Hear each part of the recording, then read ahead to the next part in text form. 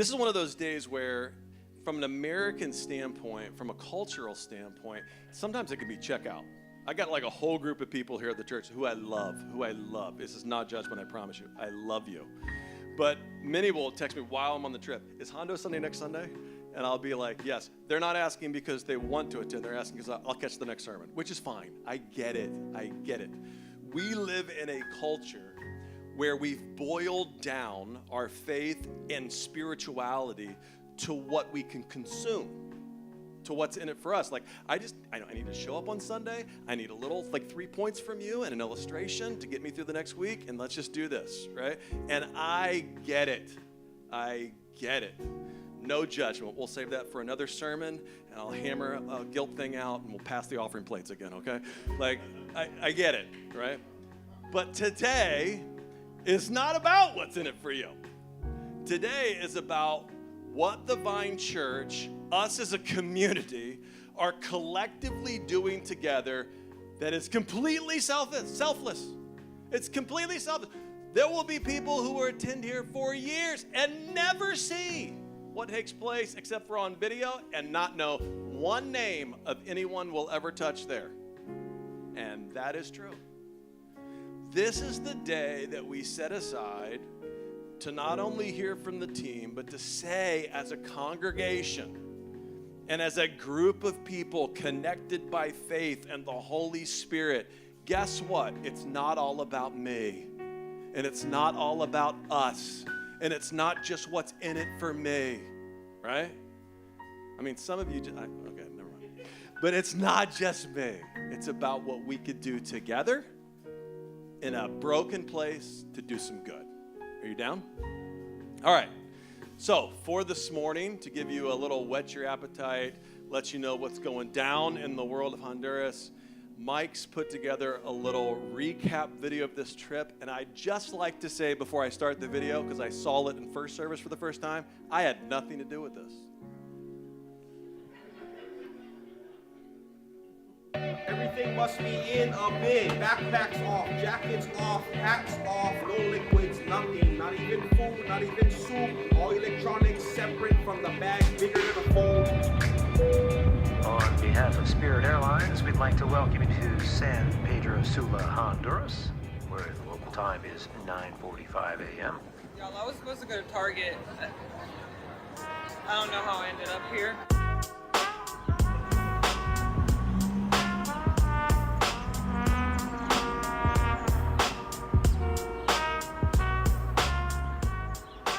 I bet you're probably asking yourself, why in the world do these people keep going back to this place year after year after year?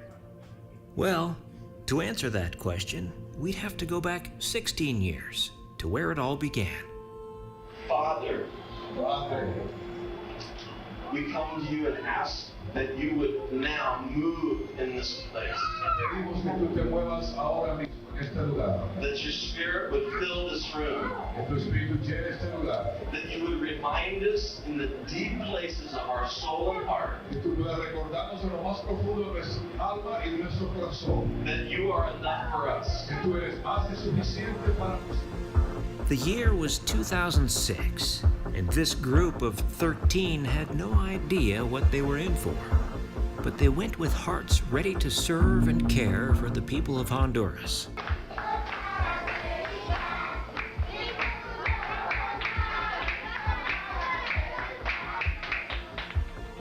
They had no idea that those next 7 days would not only impact their lives, but they would change the culture of the Vine Church for years to come. Otra vez. Okay. Fuerte. Okay? Okay?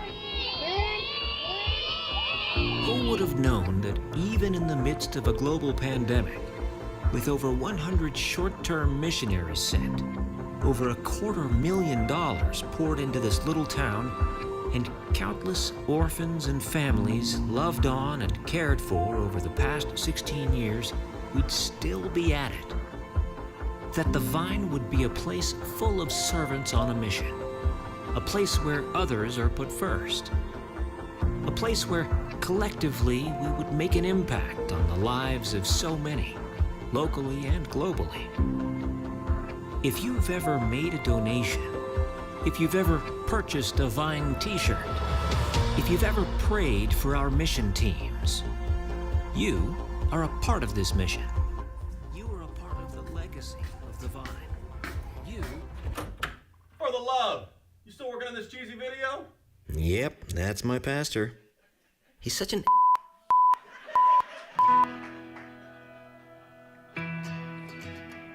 I chased you into the light. Yeah, I stayed there to see myself pure. All the ashes and scars, they fail. They pale in comparison to yours. There were footprints the size of the universe. There were fortunes that no one could earn. We pray that everyone steps on the site, starting today with us Farther still, and I hope that I never reach against all the things in this Christ. from the river's mouth to the mountain peak, through the great divide and the valley deep. I need you to carry me.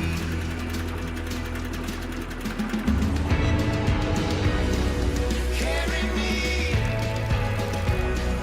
carry me, I'm on my way, but I'm in too deep. I need you to carry me. You were calling me into the deep, into waters that no map could find. You were calling me out beyond my fears, where my darkness finds rest in your light. I found a fortress where I could surrender, where my shame didn't hide what I lacked. And so I chased you out farther still, 'cause I know that I ain't never coming back. He went high! He went high! River's mouth to the mountain peak, from the great divide and the ocean's deep. I need you to carry me. Carry me, carry me. I'm on my way, but I'm in too deep. I need you to carry me. I found a place where the past was forgiven, where my mistakes met a grace I couldn't earn. And so I piled up my excuses and fences in the night. Then I lit a match, stepped back and watched them burn. From the river's mouth to the mountain peak. We pray your blessing upon this ground, Rezamos por tu bendición en este terreno, the future, el futuro, everyone who comes to this place, every child, todo el mundo que venga a este lugar, cada niño, every tia, every worker. todas las tías, todos los que están trabajando aquí. Put a hedge of protection around them. Danos Bless their lives. danos una protección y bendice nuestra vida. May your grace and your love be known in this place. Que tu grace y tu amor sea, We ask it all in the name of Jesus. lo pedimos todo en el nombre de Jesucristo. Amen. But wait, there's more.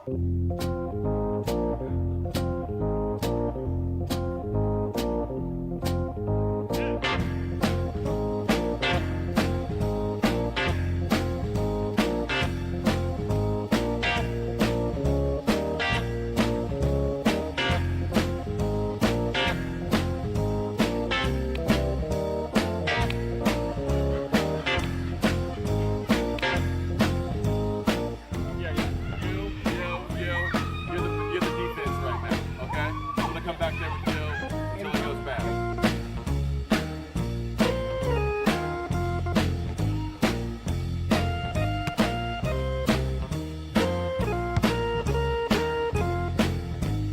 Can we skip to the good part?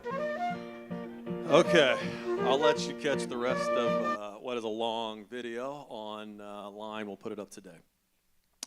Real quick, as we get started this morning, I'm going to ask some of the people that were on the Honduras trip to come up and give some testimonies about their experience. I never tell them who I'm inviting up, and I never tell them what questions I'll be asking, so it's always exciting. I just want it to be natural. I just want it to feel like it's a conversation. I just want to feel like, we're going to get to share.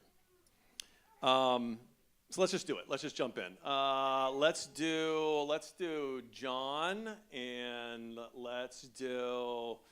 Okay, you got. Let's do Jeff. Let's do Jeff. That'll be fun. John and Jeff and Zuli. Come on, that sounds good. All right, come on, give them a hand. There you go. They have no idea what's about to happen. All right, have a seat. Zuli, grab that mic behind you. Come on and have a seat. All right, so real quick recap. You've got 16 years. Groups we've been sending down. How many times have you been on a trip? I believe this was 4. Okay. How about you? 6. How many times have you been? 10 or 11. I don't know. Why, and help them understand. I know I'm asking, I know the answer, but I'm just going to ask it this way because I think a lot of people are thinking this. Why would you keep doing this? Like, what is wrong with you that you want to just keep doing this, right? There's definitely a lot wrong with me, but for purpose of this trip, it's at this point, I feel like it's a calling, as cheesy as that may sound. Okay.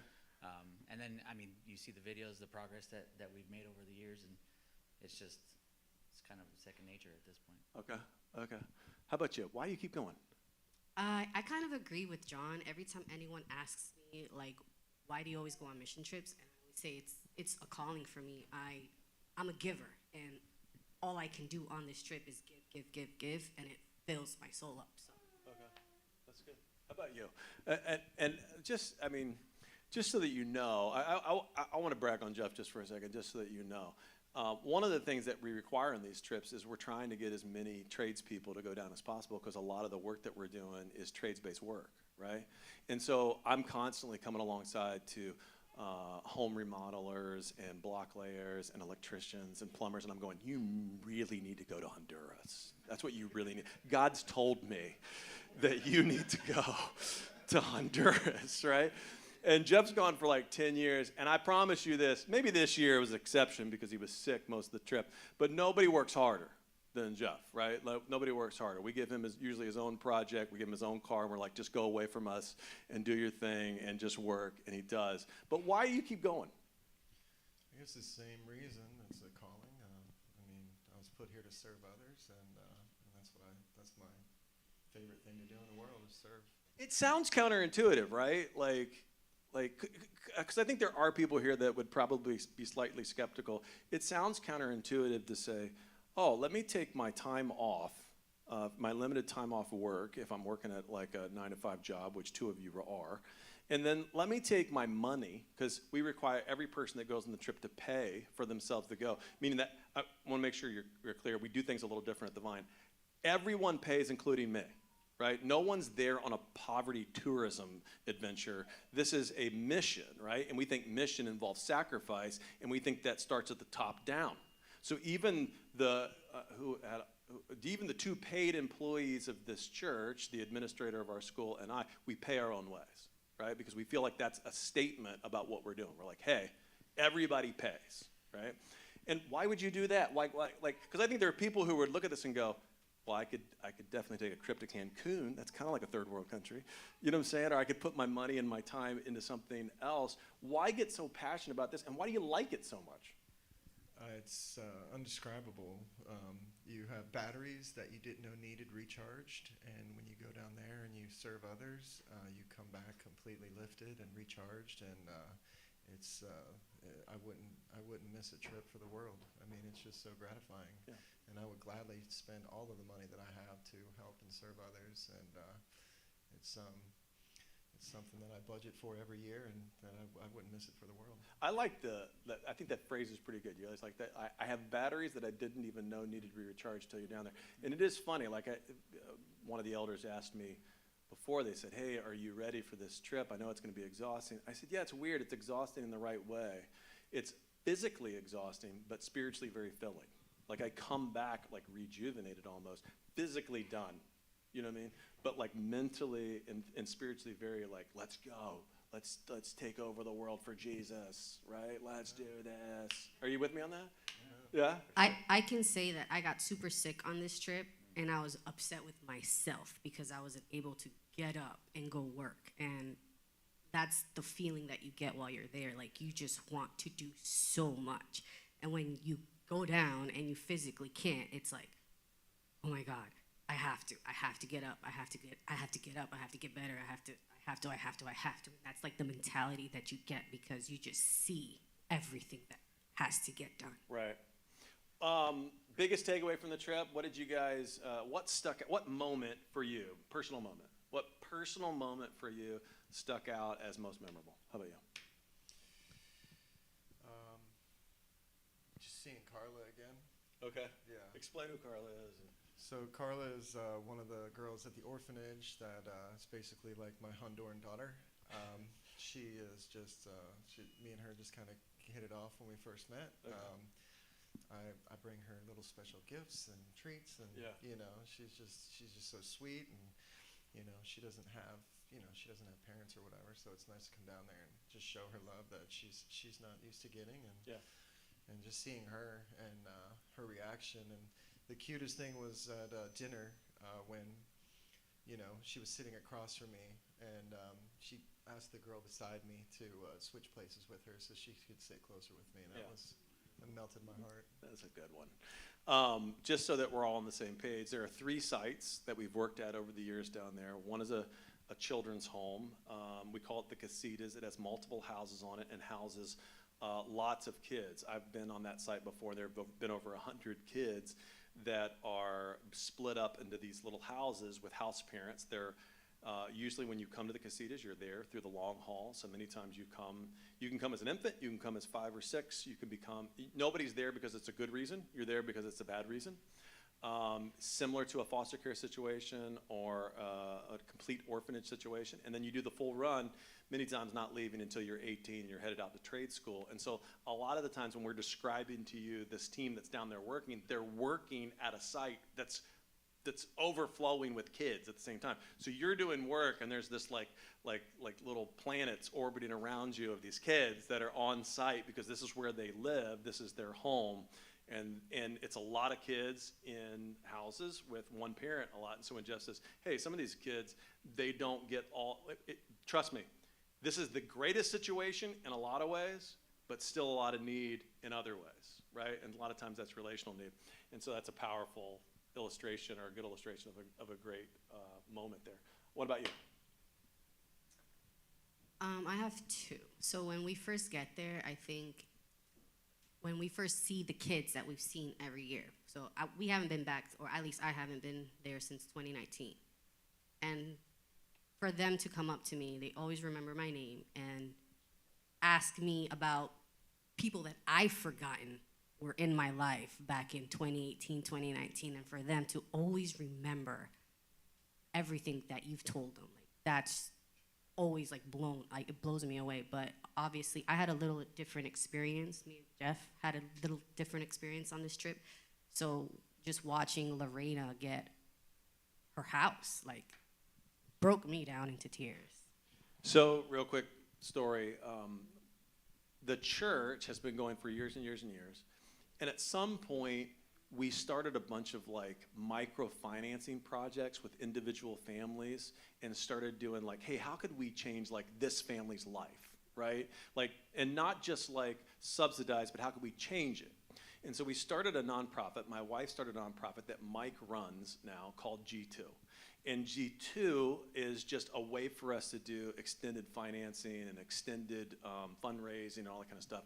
But this year, G2 dedicated the first house, meaning that from the ground up, we built a home that one of the families that we've worked with for 10 plus years is in this home. They are kind of our boots on the ground when it comes to what G2 does. They kind of work for us down there and assessing needs and dealing with stuff. And Jeff and Zuli and Danny were in that home preparing the final touches for that home. This is our first dedication of a house that they, literally, here's the keys, Habitat for Humanity. Here's the keys, you own this is yours. And it all came through a G2 project, which is an extension of what the Vine Church is doing. All right, what about you? Wait a minute, did you do both? Yeah, you did both. Okay, go ahead. I have two as well. The first one, I would say being remembered by little Oscar. That was pretty cool because the first trip I met him, he was just a little guy. He was sitting on my lap when we took him to buy shoes and everything. So he was a baby, maybe one, I don't know. Yeah. So I've connected with him. He's a cool little guy. And then the other one, a little bit more sad, was at the feeding station. Okay. Out of the trips that I've gone, this is the first time it's happened to me, where we ran out of food. Yeah. And that's just heartbreaking. And it was one particular table on the far left side that everybody at the table did not have a plate of food. Right. And I remember Sarah and I were at the counter, and we kind of looked at each other, and we didn't say anything, but we knew what we had to do. Right. We had to go ask kids to give up some of their food for the Yeah. other guys. Yeah. And they did so just so willingly. It was amazing. Yeah. And so that really was that altered me. That shook me because potentially their only meal of the day, they were very willing to sacrifice that for their friends. One of the other extensions of what the mission is doing here is we have a feeding station in the poorest district of the town that we work in. They feed daily. Some of the kids that are coming to that feeding station only get one meal a day. And when our church, G2, other churches have pitched in to see that there's food there, but sometimes we just run out. Sometimes it's overwhelming, and many times it's because we're in town. So when they see our van pull up, they're like, oh my gosh, the gringos are here, and everybody comes out, and you know what I'm saying? Even people that didn't need food come out, and sometimes we run out of food, and it is interesting, right? And I want to say this is without judgment too, but culturally it's very different. You know, here, if I take my kids out to lunch afterwards and try to take one of the fries from their plate, it'll be like a war. Like they'll be like, get your food, get your own food, right? But there's a sense, I'm saying it's a sense, there's a sense or a mentality or a culture there of, hey, there's real need. All of us are in real need. It's all kind of a mess right now. And we're in this together, and there's a reduced sense of entitlement that many times comes with places of great wealth. And we live in a place of great prosperity and great wealth, so we become very entitled, right? We think in mine, and yours and mine, and my food and my stuff and my blah, blah, blah, blah, blah. And there, and especially in this room, for this hour, this day, where meals go out, and sometimes the only meal somebody eats, that sense of entitlement is just not present. It's very difficult to explain. You don't even know that that's the culture here until you see something else. Sometimes when you're in there, you're like, what is missing here, right? And you can't even put your finger on it for a second, and you realize there's this sense of gratitude and lack of entitlement there, and maybe that's the byproduct of need. And it's sad that we have to get to a place of great need to want to live like we were called to live. Right, but is that fair? Very fair. That's the reality. Okay. So this year, in addition to dedicating our first home through G2, we were also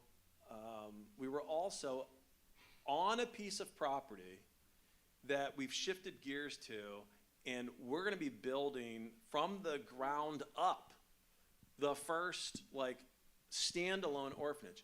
Up until this point, we've been working alongside other people and other missions with the casitas and the women's home and the feeding station. That's really been a blessing, and we've been happy to do it, but somebody else started it, and we're just kind of advancing their cause, and it's beautiful, and we're going to keep doing that. But this was the first year that we were on site at something that's like, hey, the Vine started something right here from the ground up, right? It was blank. It was a jungle.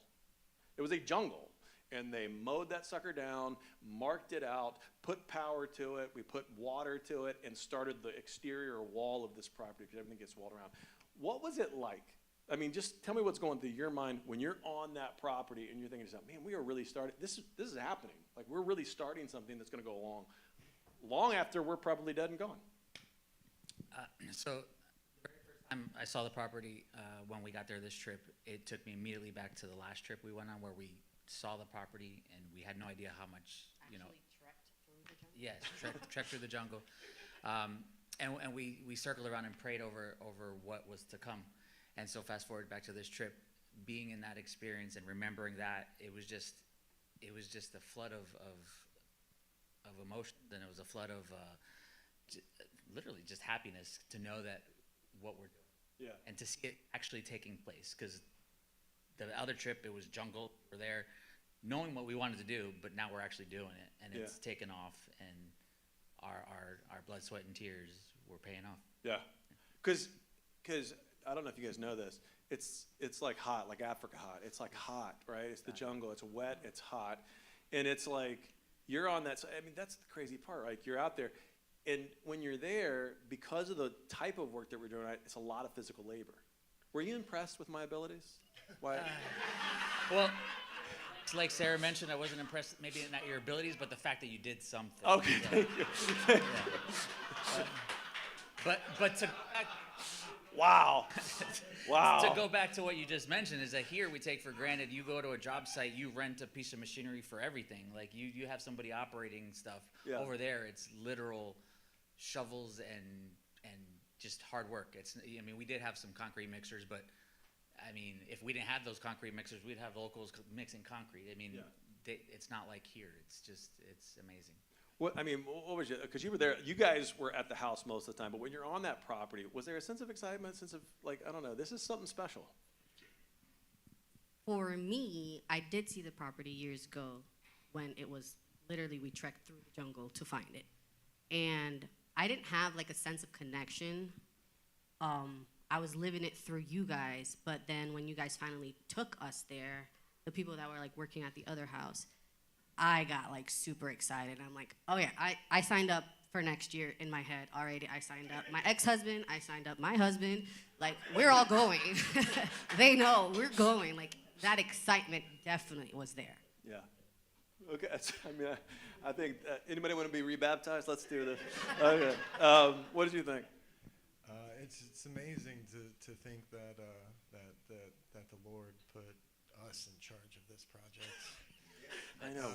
There's way too many problems and tattoos in this group to okay, I got it. Yeah, I mean, that He has faith and confidence in us to do such an honorable thing for many generations to come. Yeah. It's uplifting. It's surreal.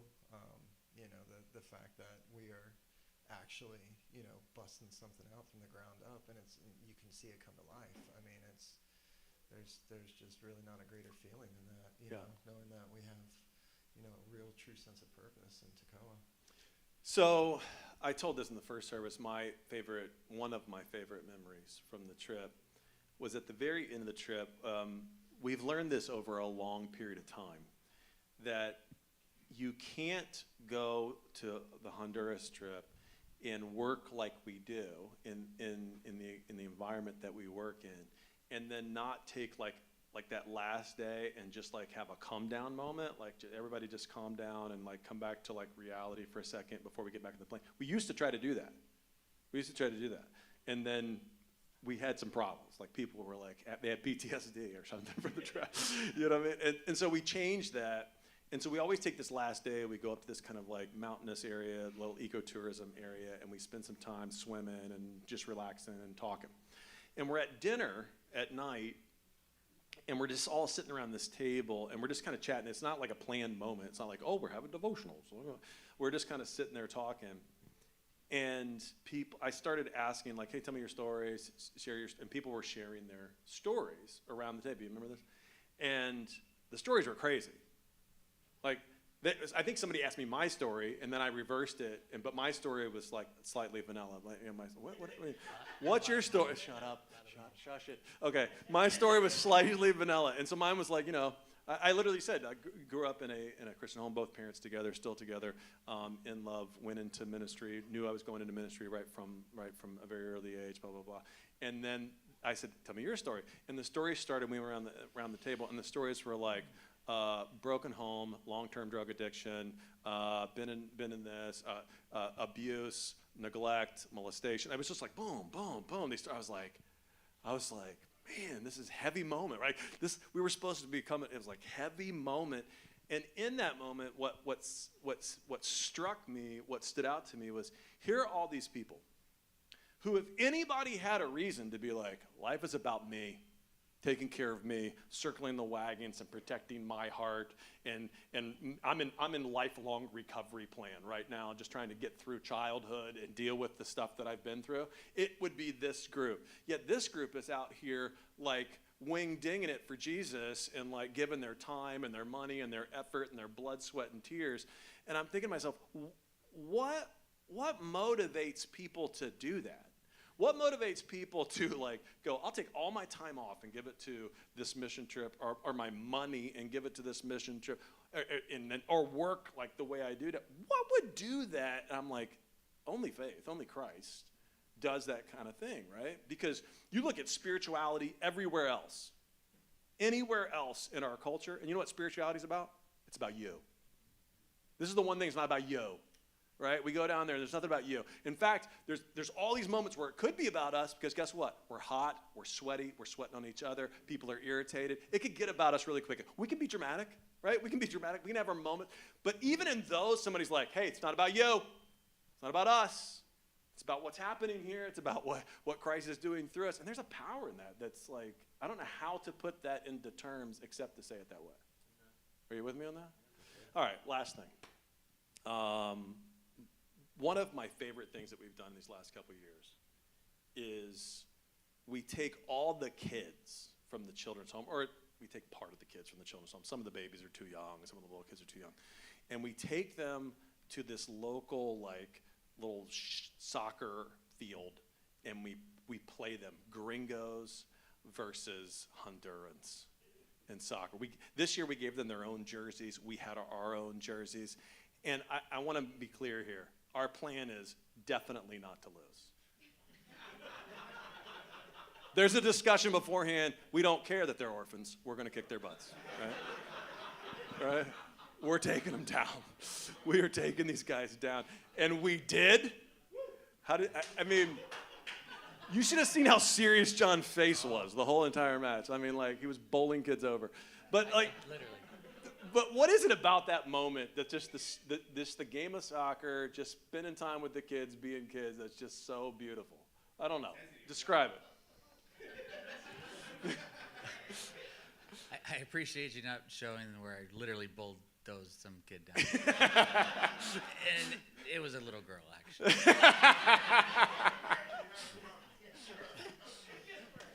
But I mean, just to see the joy in their faces is really amazing, to be honest, because this is not something they get to do on a regular basis or at all. Right. And it was just a lot of fun. Yeah. The oldest kid there, Elmer, when we got off of those vans, he immediately, because he knows I speak Spanish, he's seen me every year, came to me and said, I've been practicing for 3 years. It didn't help.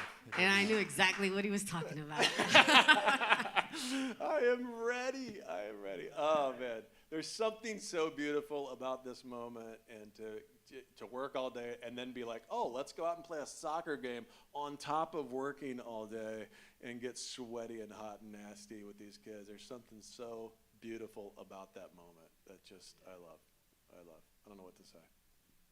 All right, any last takeaways? Anything that we missed? What do you got? You got anything? No, I'm just beyond grateful for these opportunities every trip. Yeah. How about you? Anything? Just want to say, if you want to change your life, anybody out in the audience, go on this trip. Yeah. It'll change your life. How about you? I think you guys will never know what it's like unless you actually go, and it will change your life. Okay. Give me a hand.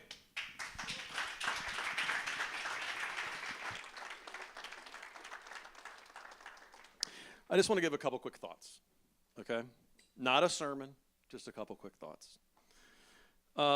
First, to the skeptics in the room, to the people in the room who would say, well, why foreign missions? Why foreign missions? Well, let me be clear. The reason foreign missions is important is because Jesus did not come for any culture, any race, any one people. That Jesus himself said that his gospel, which is the redemption of the world, is for everyone, and told us to go into the world to share that message. That's beyond just our homes, just our city, just our region. Go into the world. The apostles, when they wrote the New Testament, inspired by the Holy Spirit, backed up that same calling about God's redemptive message in the world, that it was for the world. That's why foreign missions is important. But for the skeptics in the room who would say, doesn't charity start at home? Isn't that where charity should begin? Shouldn't charity start right here, right? I hear you. I hear what you're saying. I understand what you're saying, and I understand some of the sentiment behind what you're saying. But it does also reveal a complete lack of understanding about what's going on in the rest of the world. It just does. Here, even, I know this is a harsh statement, but I want to tell you, even the most at need amongst us here, that need here pales in comparison to some of the things these groups have seen. And that's just a fact. It's just a reality. And you need to embrace that reality. The other thing that it reveals, though, is that there does need to be balance. And the Vine has gone to great lengths to see that balance carried through. We have a school here that we spend a lot of time making sure people who are at need and at risk get to come here tuition free, right? We have local missionaries that work here in this county that we support. We go down to the homeless shelter and support those needs down there. We dump money into all of these situations, not because we think foreign missions is more important, but because being local and global is both important. It says something about the heart and the DNA of a church when they can keep in mind the local and global components of the gospel and the mission of Christ in the world. That's just the reality. You say, well, how long will you work down in Honduras? I don't know, maybe forever. If you'd asked me 3 years ago, how long will you work in Honduras? I would have told you we'll probably wrap it up in a couple years and move someplace else. And then the city that we work in down there literally came to us. Some of their leadership came to us and said, would you help us build one more? We'll give you the land if you'll help us build one more orphanage. We need it. And you know what we said? We'll absolutely do it under one condition. You keep the land. We don't want it. We want this to be yours. We wanted to make one improvement to what we've seen up until this point. We believed that we needed to have a marriage, a partner on the ground, meaning that we're not some like swoop in on a plane saviors. These are proud people that want to provide and that need a connection here to make that happen. We didn't need to save the day for that to happen. We just wanted to be an overflow of blessing. You see that in the New Testament all the time when Paul's encouraging the church to give to those who are in need. And that's all we wanted to be. So we wanted to find a partner on the ground. We did. We found a local doctor who has multiple orphanages in multiple cities and runs them well. We went and saw them. We toured them. We spent time with him. We spent time investing in that relationship for almost 3 years, talking and discussing what it would be like to partner together because we did not want to run the day-to-day operations. There's no way for us living here in Kissimmee to run the day-to-day operations of the physical, emotional, and recovery needs of kids who will be housed on this site for years and years to come. There's just no way to do that. Somebody has to do that on the ground, and we needed a partner, and that partner needed to be Honduran. And we found that partner. And we said, we'll do this under one condition. Put this in your name, run this with integrity, and we will support building the infrastructure. He manages the day-to-day operations. He manages the finances. He has his own charity lines that are coming in from Honduras, meaning that Hondurans see the need themselves and are paying in to the charity of what it means to take care of people in their community. The one thing that they really need is infrastructure. They need the cost covered of the buildings and the site development. It's beyond the scope of what they currently have from a charity standpoint. And guess what? That's nothing but overflow for us. It just is. It's overflow. It's overflow for us. And so how long will we be there? I don't know. But I can tell you this. What we're doing right now on that site, there will be kids that enter that facility who will, long after we're dead and gone, will be there. We'll grow up. We'll be protected. We'll find healing. We'll find hope. We'll find a new life. We'll be set on a course that could change their life forever. And that is a powerful thing for a church to do together. How can I help? I get people like that all the time. Usually people ask this question many times because the next line is, how can I help? Because I'm not going, right? And I get it. Honduras is not for everybody. You don't have to go. Not everybody who supports what the church does in foreign missions will always be on the foreign mission field. Let's face it, even our group, who just encouraged you that the power of this adventure, so to speak, is really life-changing, even them, let's face it, they're only there for a couple of days, a week out of the year. The real mission takes place all year long on the ground. So even us, we're speaking out of the overflow of our excitement of that trip. So how can you help? It may not be going, but it may be prayer. I mean, think about what's taking place here. We're asking God to intervene in the lives of young people. I can think of nothing more important, and I can think of nothing more scary as a leader than to say, give us your young people and we'll take care of them, right? It's a huge responsibility with a lot of potential problems, right? You got to have the right people in the right place, manage it in the right way, and if not, people get hurt and it's super dangerous. And we need wisdom, we need discernment, we need God's provision, we need God's protection in that. We just do. James tells us in the New Testament that there is no greater work than caring for orphans and widows, that those are the marginalized groups amongst us, not a race, but a group of people amongst us that are most at need, orphans and widows. And when we care for those most at need, we touch the heart of God. He calls it true religion. Real religion does this. It does this. It works for those who are most at need. And so how can you help? Maybe you'll go one day. And I pray you do. But maybe you'll pray for us and you'll continue to keep this in prayer. And maybe you'll help us raise support. I got to tell you, like, it's been crazy to me. We went down there, true story. The first year the city came to us and said, hey, if we gave you a piece of property, would you help us? We said, take us to this property. Take us to your property. Take us to this property. And me, Ebony, Raina, and Mike, is that correct? Went out the first time. It was a long, we have done a lot of road work to get to where we are, and it was a blank piece of property in the middle of a forest, like in the middle of a jungle. We got there, what we thought was there, and a man popped out of a shed with a machete. Kid you not. And I was like, what is about to happen? And Ebony, who is a world-class sprinter, looked at me and said, not a problem for me, I'm going to outrun you. And I was like, this is exactly what she said. She said, I'm not worried. He will not catch me.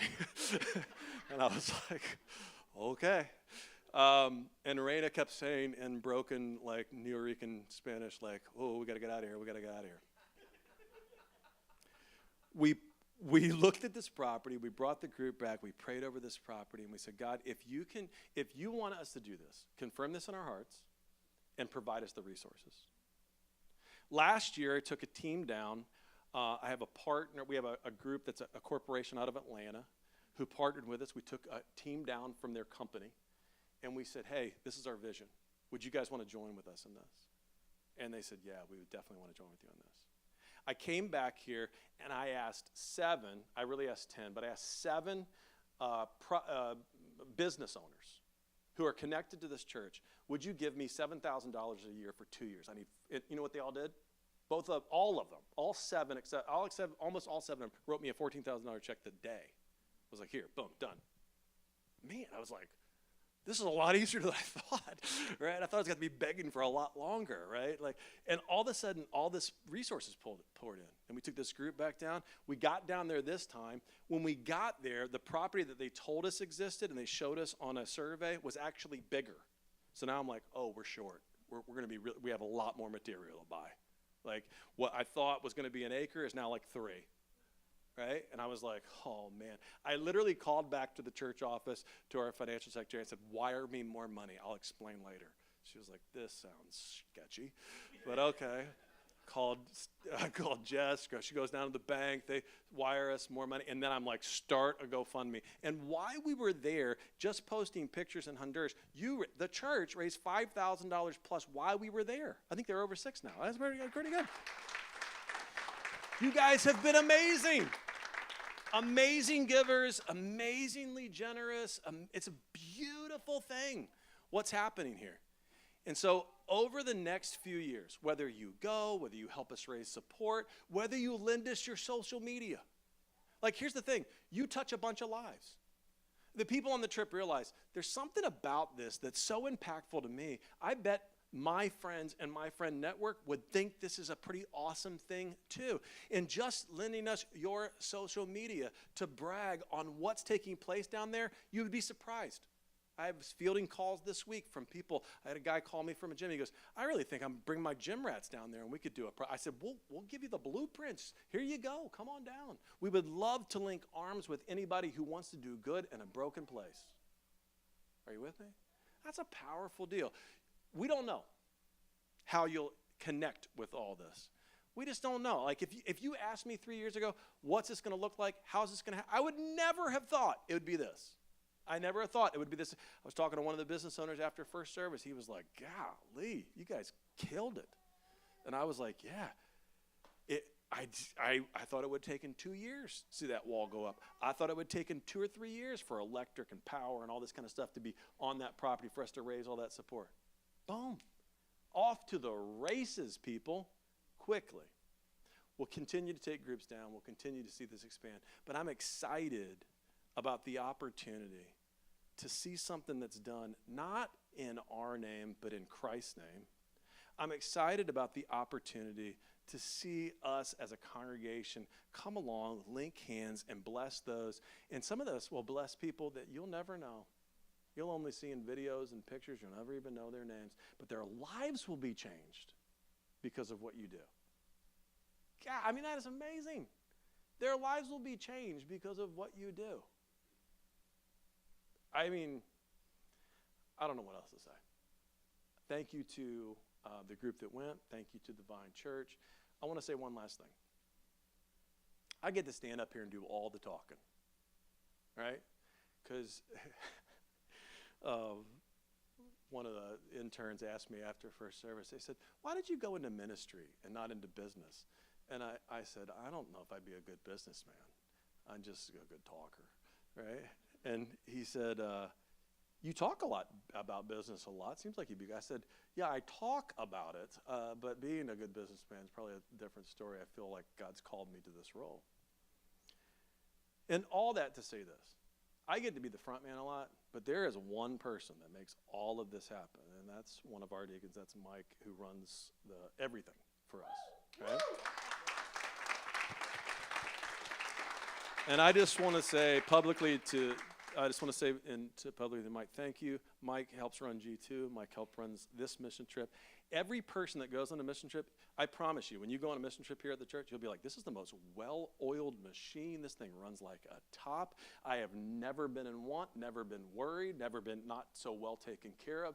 And Mike manages all of that, selflessly collects not a dime, and he pays for himself to go because everybody pays their way. That's awesome. Welcome to the Vine Church. Are you down?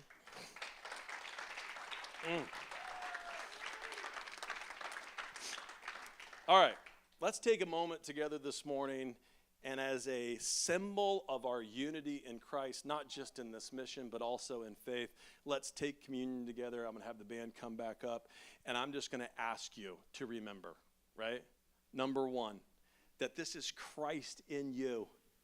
That this is the symbol of Christ in you. That no one here, right, at the end of the day, their salvation, it's dependent upon Christ.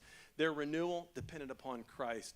Their mission is all dependent upon Christ. And this is the symbol, Christ's body in us, Christ's blood in us, the symbol of him in us. He's commanded us to do it every time we gather, so we gather in his name and we do it. So take a moment, bow your heads, close your eyes, get ready to take this symbol of his grace.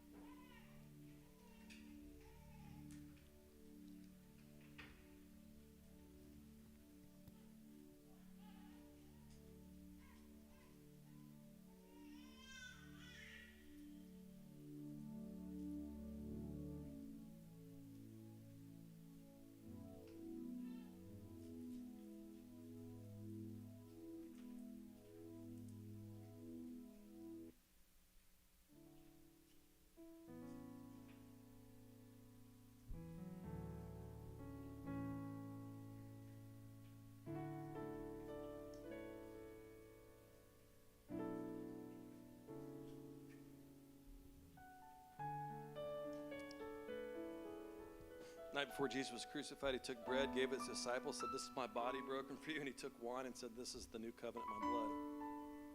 These symbols tie us together. We do this when we gather to remember that we're all tied together in Christ. So now, in an act of unity, reflection upon God's grace to us, and upon God's command to offer grace to those who are in need, not just those who we love, we take this communion and give thanks. When you're ready, take it and drink, take it and eat.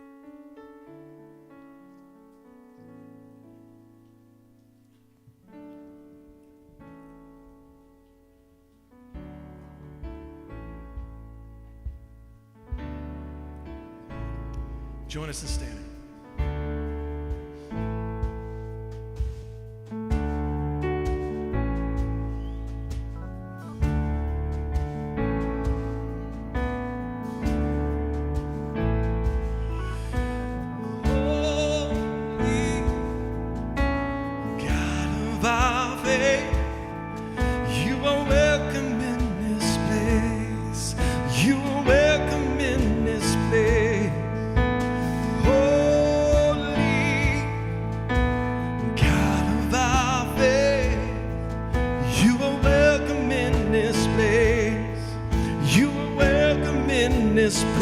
Come fill our hearts up. Come fill our hearts up with your presence. Come fill our hearts up.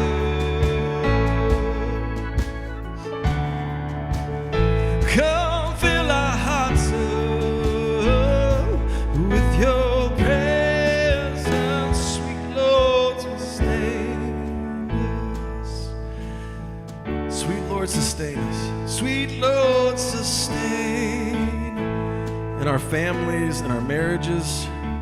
Sweet Lord, sustain us in our callings and our ministries. Sweet Lord, sustain in our hearts and our minds. Sweet Lord, sustain us in our bodies and our souls. Sweet Lord, sustain us. Goodbye, God bless. I love you, mean it.